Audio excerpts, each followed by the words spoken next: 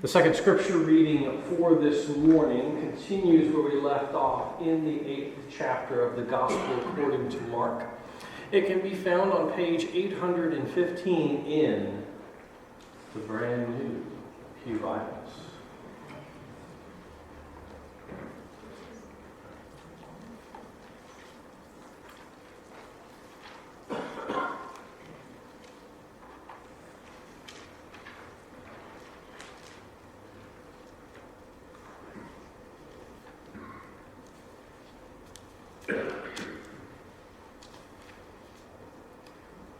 Picking up with the 31st verse of the 8th chapter, we find these words. Then Jesus began to teach them that the Son of Man must undergo great suffering and be rejected by the elders, the chief priests, and the scribes, and be killed, and after 3 days rise again. He said all this quite openly. Then Peter took him aside and began to rebuke him. But turning and looking at his disciples, Jesus rebuked Peter and said, "Get behind me, Satan, for you are setting your mind not on divine things, but on human things." Jesus called the crowd with his disciples and said to them, "If any want to become my followers, let them deny themselves and take up their cross and follow me. For those who want to save their life will lose it, and those who lose their life for my sake and for the sake of the gospel will save it. For what will it profit them to gain the whole world and forfeit their life? Indeed, what can they give in return for their life? Those who are ashamed of me and my words in this adulterous and sinful generation, of them the Son of Man will also be ashamed when he comes in the glory of his Father with the holy angels." And he said to them, "Truly I tell you, there are some standing here who will not taste death until they see that the kingdom of God has come with power." 6 days later, Jesus took with him Peter and James and John and led them up a high mountain apart by themselves. And he was transfigured before them, and his clothes became dazzling white, such as no one on earth could bleach them. And there appeared to them Elijah with Moses, who were talking with Jesus. Then Peter said to Jesus, "Rabbi, it is good for us to be here. Let us make 3 dwellings, one for you, one for Moses, and one for Elijah." He did not know what to say, for they were terrified. Then a cloud overshadowed them, and from the cloud there came a voice. "This is my Son, the Beloved. Listen to him." Suddenly, when they looked around, they saw no one with them anymore, but only Jesus. May we be blessed by the experience of Scripture, the reading and the receiving. May we be blessed by the Spirit, by its guidance, by the meditations of our hearts, and the words of my lips.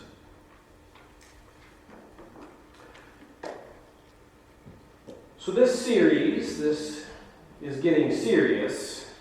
There's an image that's on the front cover of the bulletin each week. It's the same image. It's an icon that Leslie and I stumbled across in our search.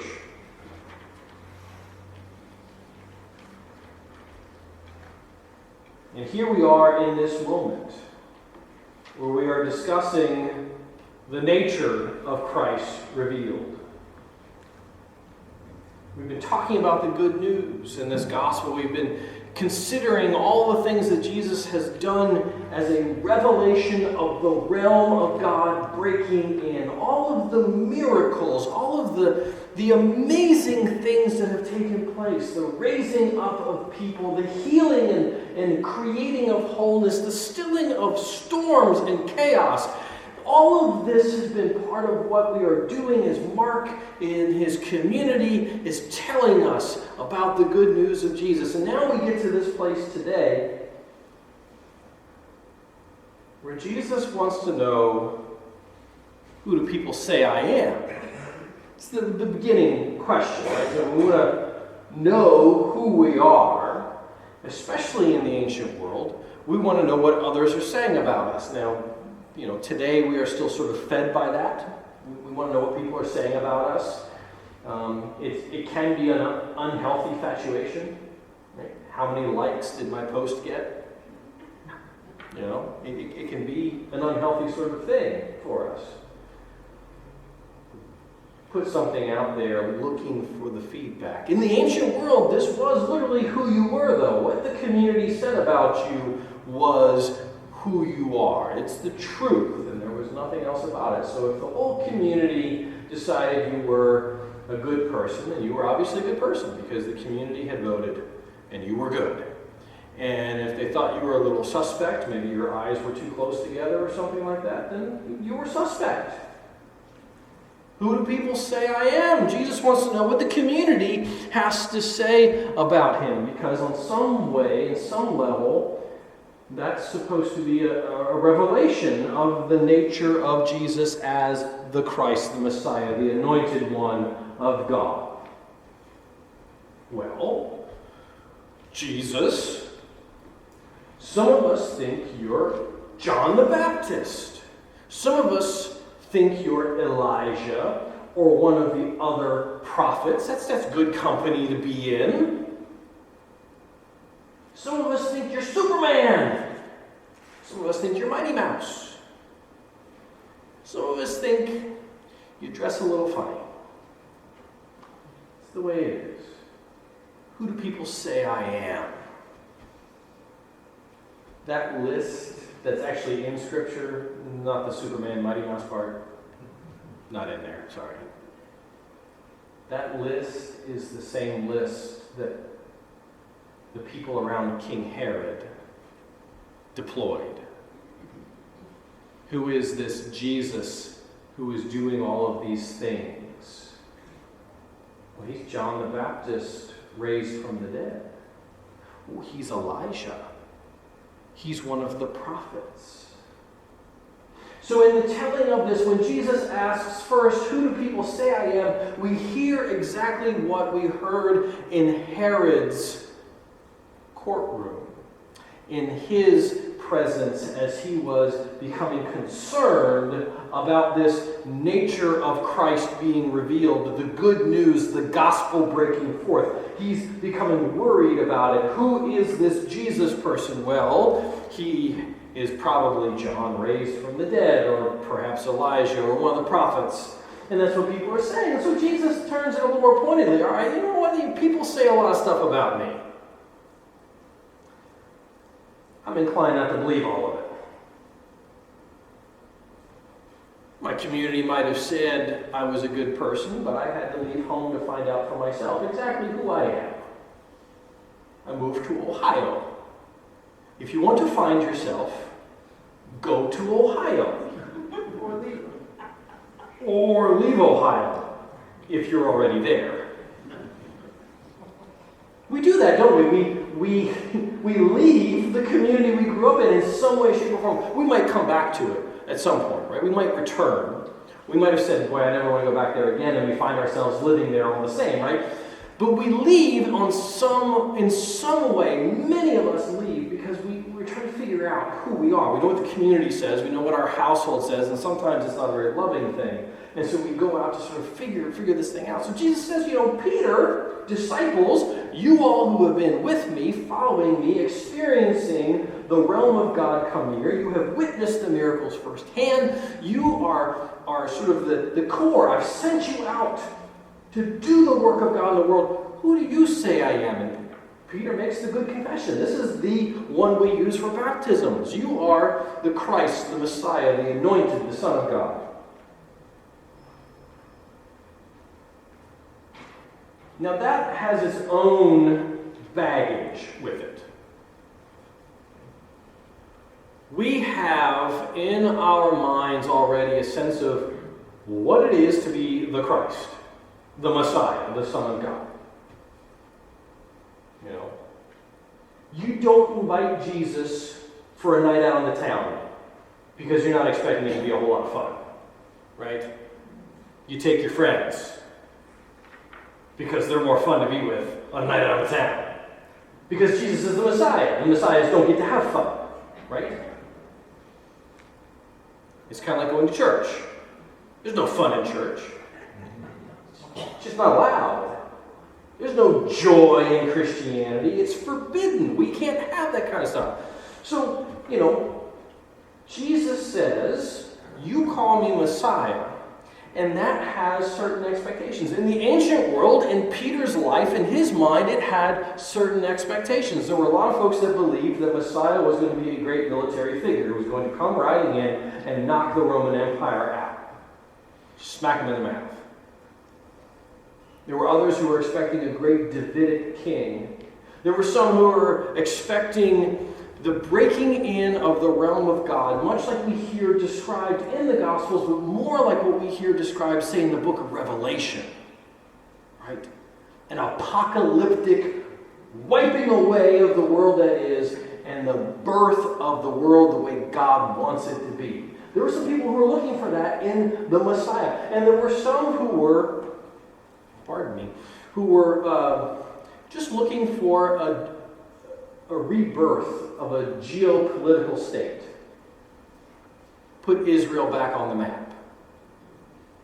All of these things. There were others sorts of things people were looking for in Messiah. So when Peter says, you are Messiah, there is a nature or a set of natures that are connected with that, and everyone is carrying those sorts of things. So Jesus turns around and then says, well, guess what? This is what's going to happen. This is the nature of the Christ revealed. I am going to be ...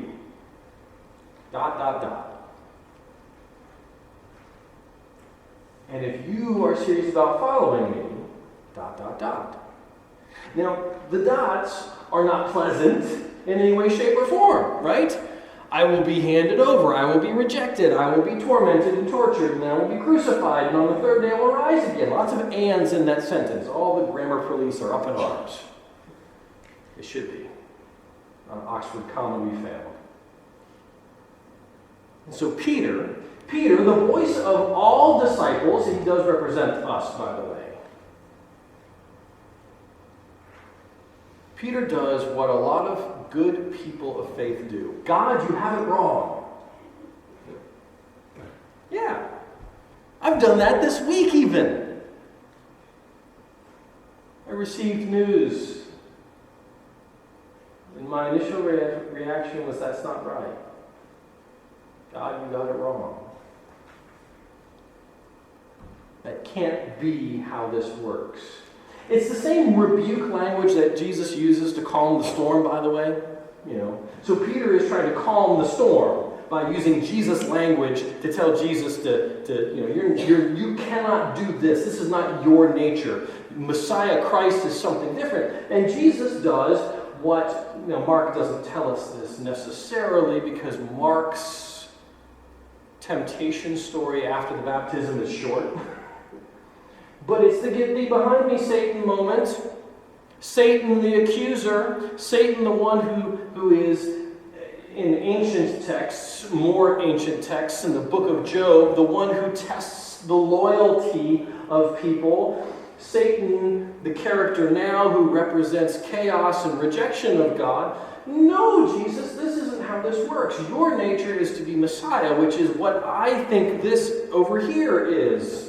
You will be this way, Jesus. And Jesus says, you're not understanding, Peter. You need to get behind. Jesus is going to address the whole crowd now. We're going to get everybody involved because that's, how do you win friends and influence people? Turn to the crowd, right? Who do you say I am? If you are serious about this, Jesus says, you need to have some understanding of what you are committing yourself to. Now, very few of us have an full understanding of the commitments we make when we make them. I don't care what the commitment is. There's always that part in the contract. Other duties as assigned. Getting in the Chesapeake Bay in February.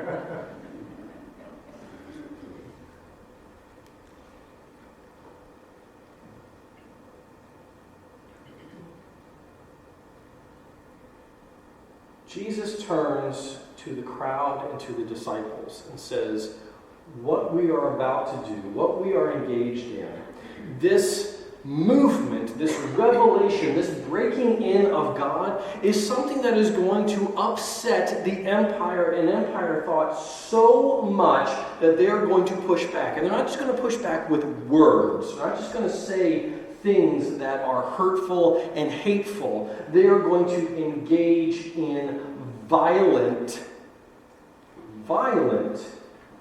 repression.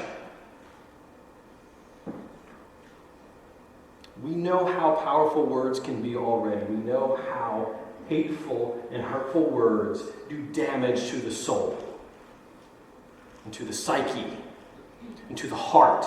We know these things. Jesus is saying that beyond the words, we're talking physical violence. Now, the Gospels do not say that suffering in and of itself is good. There is nothing that I can find in the Gospels that say suffering equals goodness, right? That's been used and deployed sometimes in church. If you are suffering, then surely you must be doing it right. The fact that you suffer is a good thing. I don't find that in the Gospel. That's not good news. God of love does not intend suffering. But Jesus is saying because we are about the work of the realm, because we have been called and have decided to follow and be disciples as best we know how at any given moment, that the world, the empire thought is going to push back. And in pushing back, there will be suffering. Not because God intends it, but because the empire can't bring itself to embrace anything beyond what it already is doing. And so Jesus tells the followers, listen, this is going to get rough. This is getting serious. We're getting down to it here. And he takes 3 of them and he goes up the mountain, right? Because who do you say I am? Who do the crowd say I am? Let's go up the mountain. Let's find this. Let's settle this thing once and for all. We go up on the mountain, and you know what? If you thought Jesus was Elijah, he's not, because there's Elijah standing next to Jesus. If you think Jesus is Moses, nope, there's Moses right there. Sorry, unless Jesus has split himself, Jesus is not one of these prophets. He is something else altogether. And then there's the voice that comes in, and we are brought back to the baptism again. We're brought back to that point early in Mark's gospel when the Spirit descends, lands on Jesus with a thud, and drives him out into the wilderness. Mark doesn't make any bones about this. This Greek tragedy of a gospel is driven by God. It is a Spirit-driven thing. Jesus is bound to do the things of God no matter what the world pushes back with. And we're reminded of it in that transfiguration moment. When the voice says, "This is my son." In the beginning of the baptism, "I'm well pleased," and now it is, "You need to listen." Because Jesus comes down from the mountain. He comes back down to us again. He comes back into our lives, into our world. And it is going to be a steadily increasing pace as we go closer and closer and faster to Jerusalem. The nature of the Christ is revealed. It is laid out before us. It is Spirit-driven. It is God-centered. And we are invited to be part of it.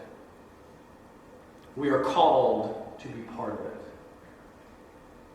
To be church today in a way that might mean we get a little uncomfortable.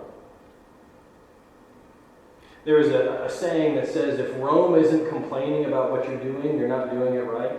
That might not be the exact saying, but it's pretty close to it. If empire is not being needled by our work, our realm-driven, Spirit-driven work, then we might not be doing it quite right. But thanks be to God, we are called. Thanks be to God, we are empowered. Thanks be to God, Jesus thought to turn and talk directly to us and say, this is what it is to be the Christ, to be a follower. Thanks be to God, and amen.